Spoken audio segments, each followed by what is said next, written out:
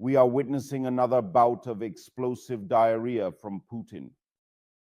The ghoul is raging and launching missiles as if it's the last time in his life. Perhaps for him it's due to indigestion even. At the thought of negotiations and a reaction to the word peace, for him it's unbearable. But we see that all negotiation processes are they have exacerbated Putin's sadism, and he has fully engaged in peacemaking with particular zeal. He is bombing residential apartments and districts of Kharkiv and Dnipro, choosing the most vulnerable and densely populated areas. I suspect that such an acute reaction, such wild indigestion, which he always has, by the way, the bombing sortie is related to the fact that Putin's instinct, like that of an old cornered rat, suggests that even the most advantageous, peace in quotes, even with the annexation of some or pieces of Ukrainian land, is still a victory for Ukraine. And that is indeed the case. Any outcome. In today's dramas, this is a victory for Ukraine. Russian patriots approvingly hum, supporting Trump, completely unable to see the development of events and realistically assess them. Even if Trump's efforts yield some result, it is not the end of the war. It's not the curtain, it's the intermission. The second act is inevitable. Well, after all, it's also written in the program on this topic. Everything will, of course, not be like in the movies. It will be longer, more painful, incredibly more bloody. Ukraine has already done the impossible and the incredible. Yes, it is wounded. Yes, chunks of flesh have been torn from it, but heroes emerge from battle. As a rule, they come out having lost part of their flesh, sometimes without a leg, with huge wounds. But it is undoubtedly a victor, for it has done the incredible. It is not defeated.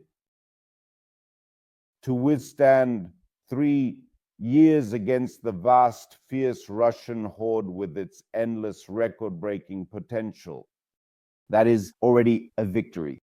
It is not broken, it is alive, it is successfully resisting, it has reclaimed most of its land. Its fury has not cooled, it has not resigned, it has not broken, it has even survived such a terrible blow as the betrayal of the USA. We are simply observing that here it exists, and their sociology is honest with, because there are many meticulous, fierce, sneaky rascals who are just ready to catch each other in lies. But we see that in general, the Kiev International Institute of Sociology offers figures that 82% support continuing the war with the occupiers, even if there is no support from the USA. We see clearly, we see that the determination hasn't gone anywhere, and it hasn't disappeared. Contempt for the barbarian horde of murderers and occupiers. The audacity is not broken.